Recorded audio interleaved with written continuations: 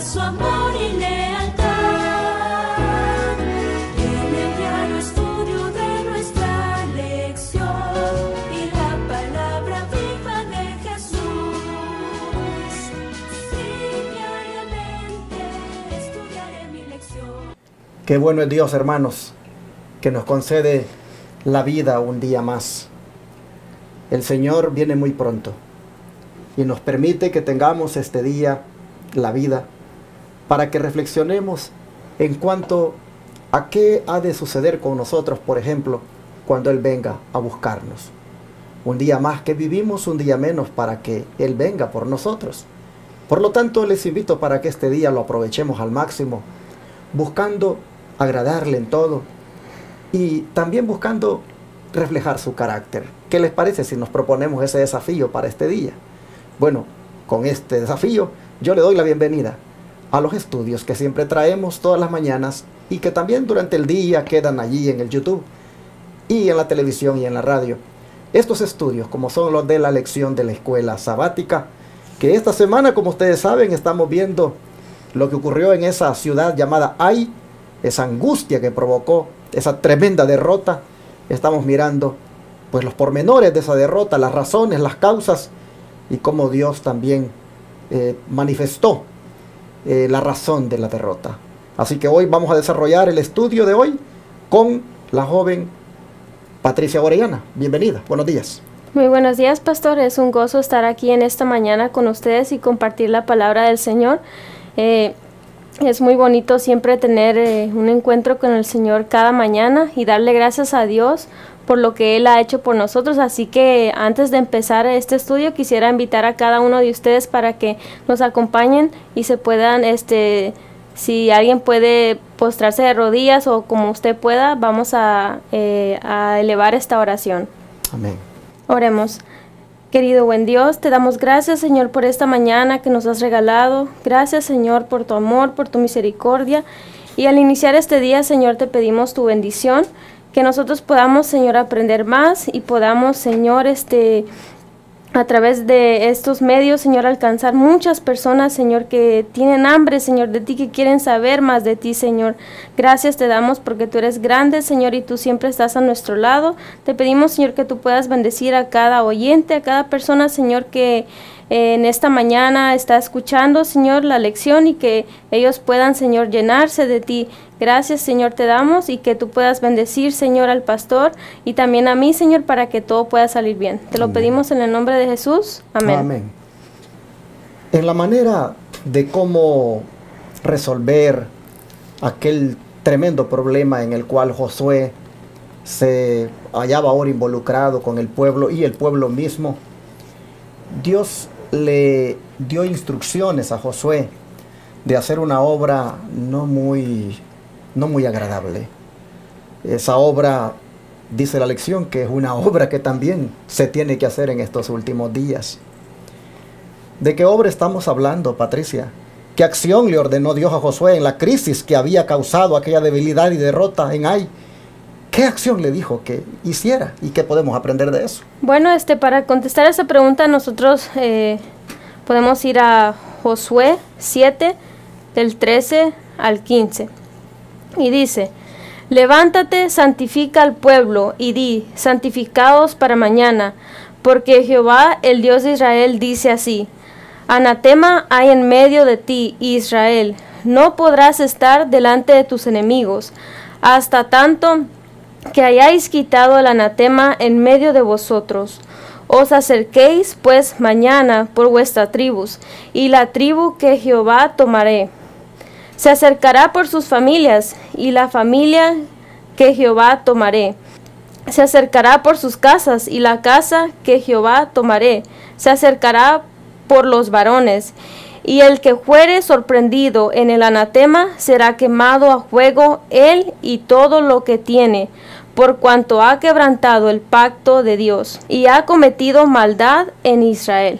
Bueno, vemos ahí cómo Dios le ordenó a Josué que se levantara y fuera a santificar a su pueblo.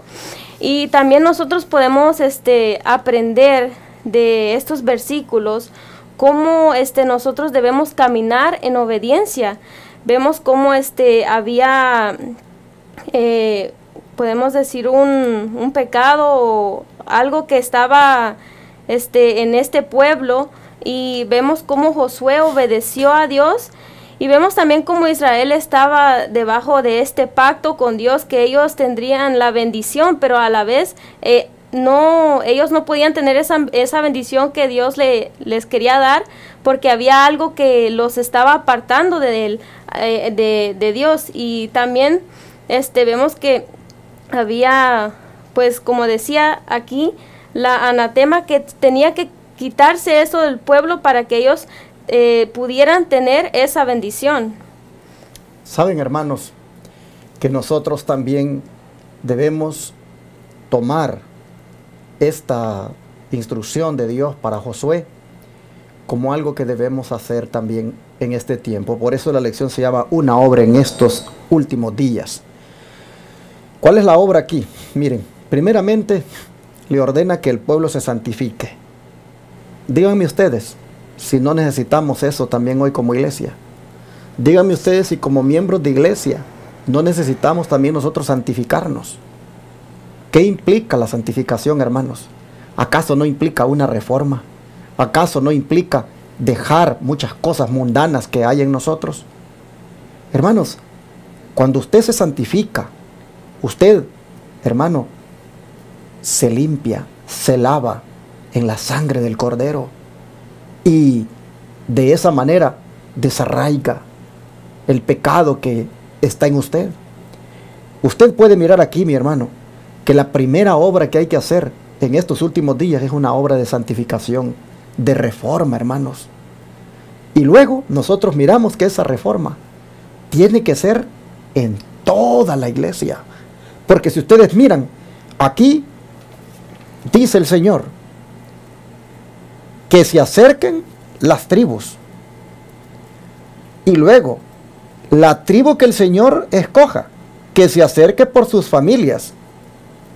Y luego, la familia que Jehová tome, que se acerque por sus casas.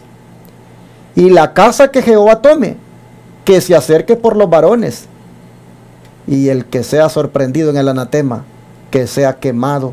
Y todo lo que tiene, por cuanto ha quebrantado el pacto de Jehová y ha cometido maldad en Israel. Si ustedes se fijan, aquí hay un proceso de investigación. Aquí hay todo un trabajo, hermanos, de averiguación del problema. ¿Y por qué razón se tiene que hacer? Porque el problema está trayendo, hermano, desgracia para todo el pueblo, para toda la iglesia.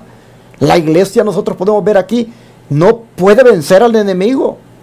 Oh, hermanos, cuánta iglesia hay, cuánta congregación hay, que pareciera como que Satanás se ha enseñoreado de ellas, y no hay manera de prosperar, no hay manera de que se mire que ahí está la mano de Dios. ¿Por qué? Porque sin duda, hermanos, miembros, así como en los días de Josué, hay involucrados en pecados, acariciados, escondidos, y eso impide que la iglesia avance. Aquí, ante ese problema, no es agradable lo que se le dice a Josué que haga, como es traer a todo mundo para averiguar. Pero de todas maneras, hay que erradicar el mal, y Dios lo ordena.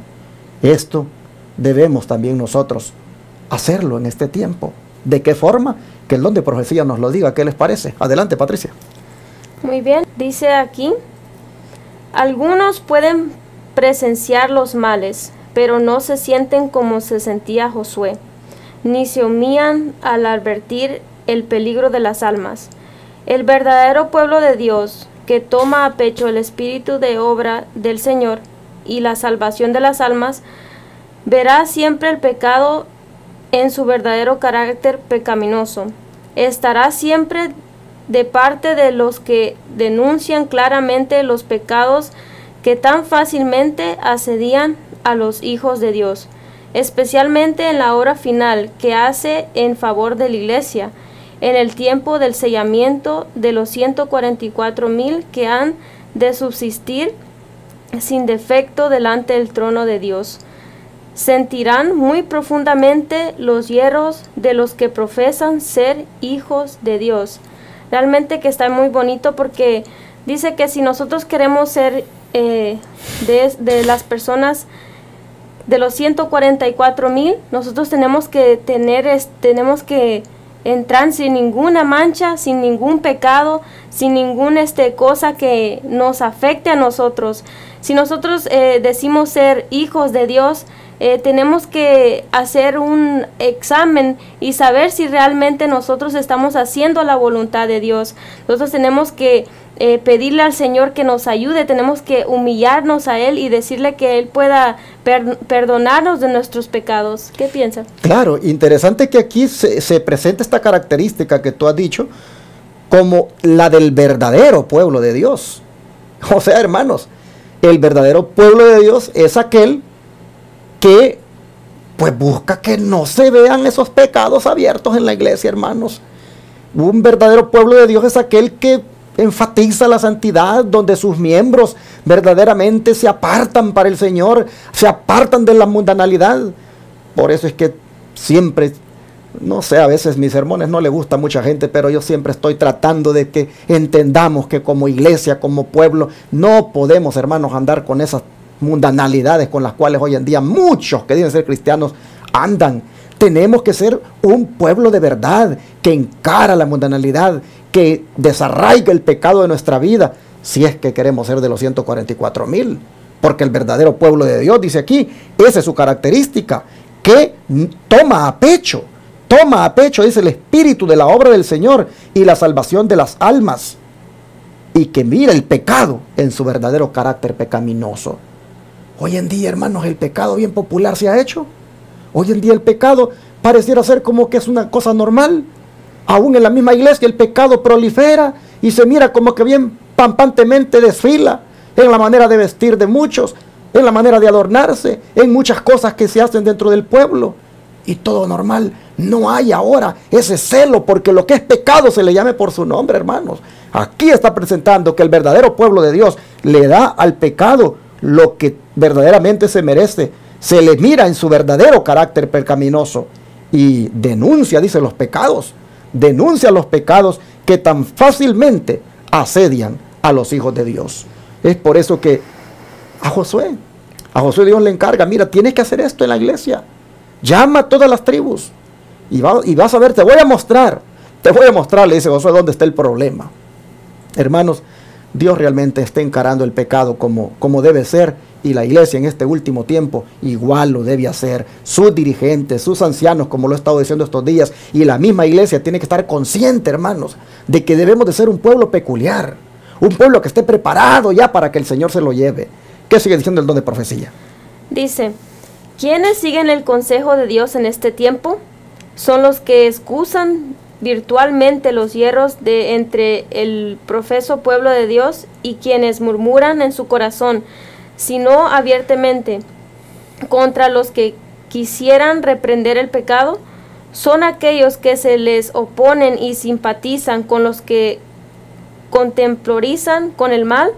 No, en verdad, a menos que se arrepientan y dejen la obra satánica de oprimir a los que tienen la preocupación de la obra y de dar la mano a los pecadores de Sión, nunca recibirán el sello de la aprobación de Dios.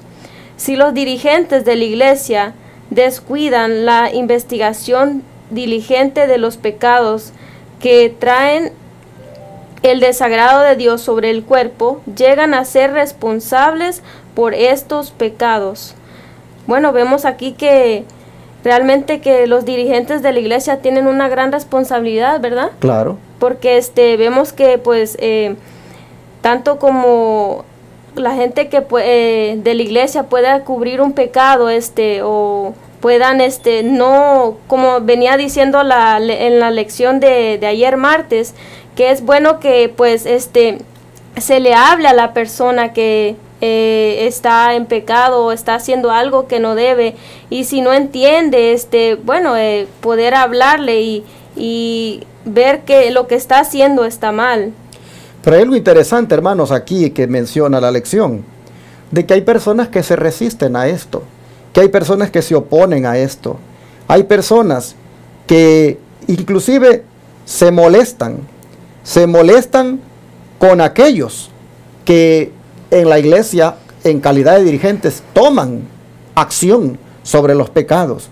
Dice que deben esos hermanos, que no les gusta que se pongan por obra, digamos, procesos disciplinarios en relación con pecados abiertos de los cuales la gente no se quiere arrepentir y que abiertamente pues están causando el oprobio a la iglesia.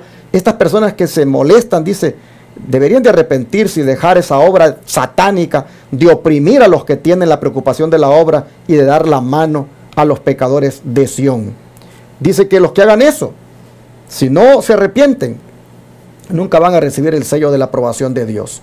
Y los dirigentes de la iglesia, que también por no caer mal y por no que los vayan a pues a ver de una manera pues desagradable, que evitan hacer ese trabajo, dice que estos son responsables por los pecados abiertos. A veces como dirigentes no nos gusta por naturaleza tener que tratar casos de personas que se equivocan y pues le han causado oprobio a la iglesia con esas equivocaciones, y algunos inclusive pues ahí la van, como decimos, llevando, van eso dejándolo a un lado, pero nos hace responsables y no podemos. Por eso es que yo siempre he dicho, de mucho pecado en los cuales la iglesia anda ahora, de muchas mundanalidades en las cuales la iglesia anda ahora, de muchas cosas que el pueblo anda haciendo delante de Dios ahora,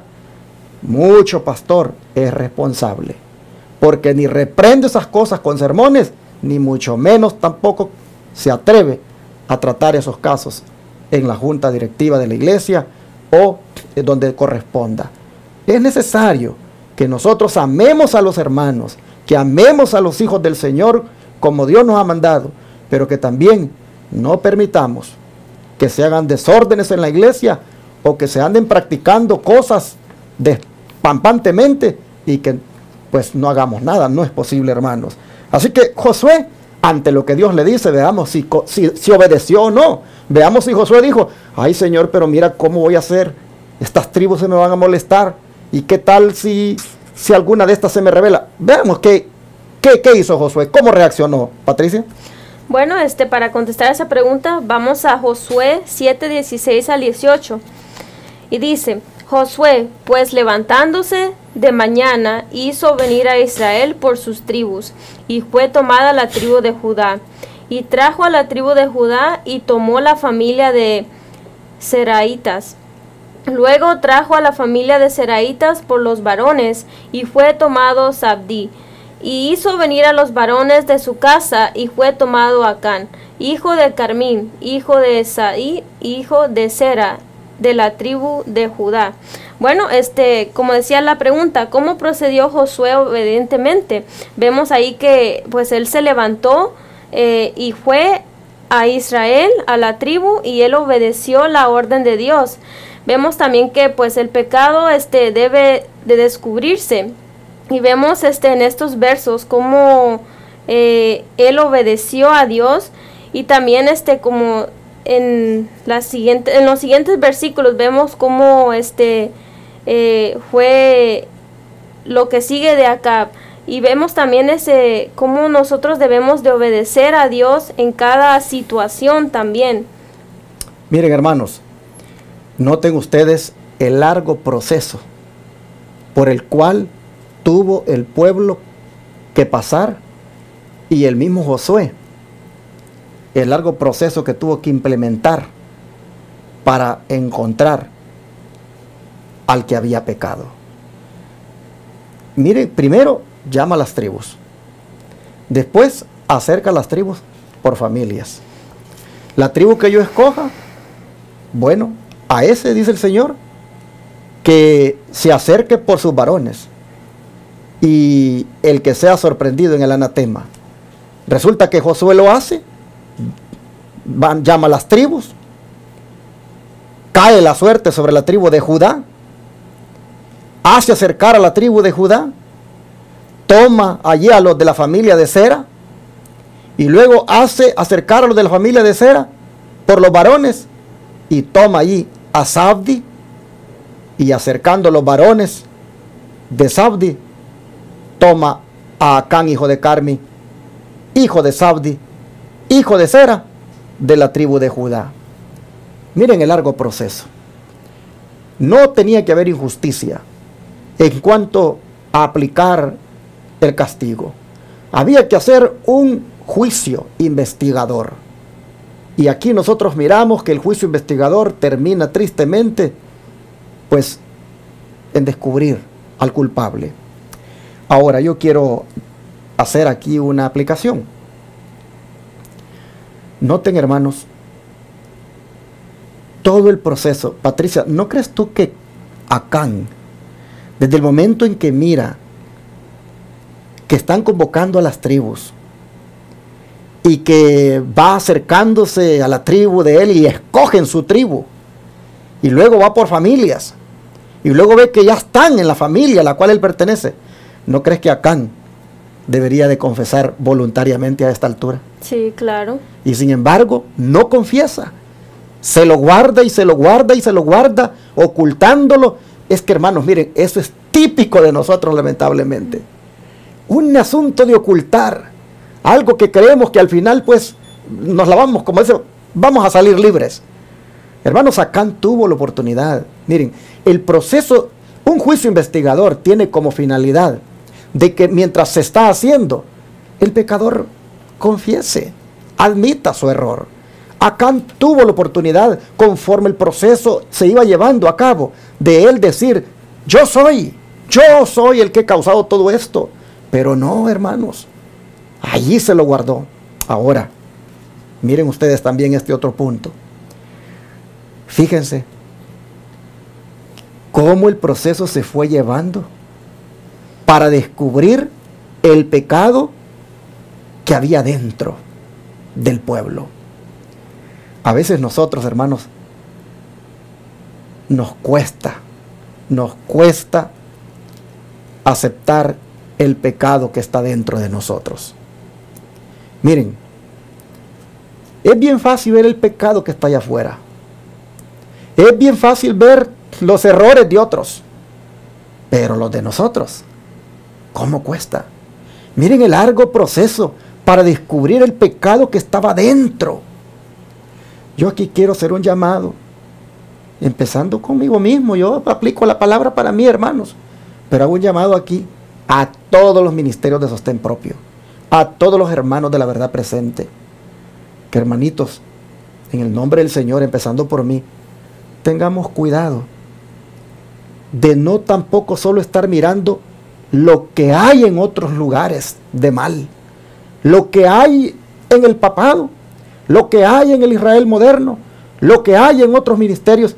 ¿Y qué de nosotros? ¿Qué es lo que hay en nosotros? A veces nos damos a la tarea de volvernos hasta perfeccionistas y de creer que tal ministerio está en este error y tal ministerio está en otro error.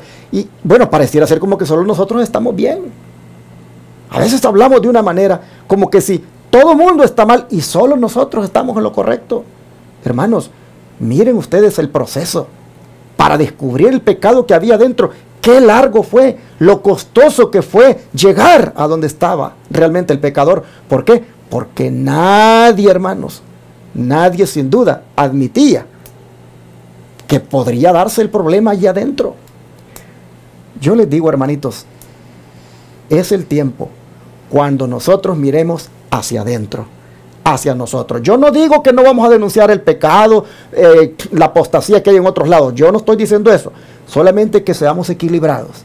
En la medida en que denunciamos lo que está ocurriendo aquí, lo que está ocurriendo allá, y ponemos fotos y ponemos videos, y hermanos, en la medida en que hacemos eso, mirémonos a nosotros también, hermanos. Miremos el pecado que está dentro de nosotros, la reforma que tenemos que hacer dentro de nosotros. De lo contrario, hermanos, la misma suerte vamos a tener con aquellos a los cuales denunciamos. Aquí miramos nosotros en ese proceso largo lo costoso que fue descubrir el pecado que había adentro. Dios nos ayude, hermanos, como iglesias de sostén propio, como ministerios de sostén propio, como hermanos de la verdad presente, a descubrir el pecado que está dentro de nosotros, hermanos, y desarraigarlo con el poder de Dios. Bueno, aquí nosotros vemos que Josué obedientemente tuvo que hacerlo. ¿Y qué dice? ¿Dónde procedía para ir finalizando este estudio? Muy bien, dice, se le indicó a Josué cómo había de descubrir y castigar al criminal. Este se había de determinar por medio de la suerte. No se señaló directamente al pecador, sino que el asunto permaneció en duda por algún tiempo, a fin de que el pueblo se percatase de su responsabilidad por los pecados que existían en medio, y se sintiese inducido a escudriñar sus corazones y a humillarse delante de Dios.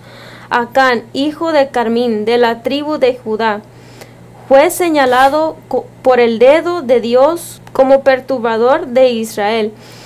Vemos ahí cómo desde un principio en los versículos cómo Dios le mandó a Josué que fuera a la tribu y cómo él obedeció y hasta que pues encontró al culpable. Y vemos cómo él también obedeció. Y es muy interesante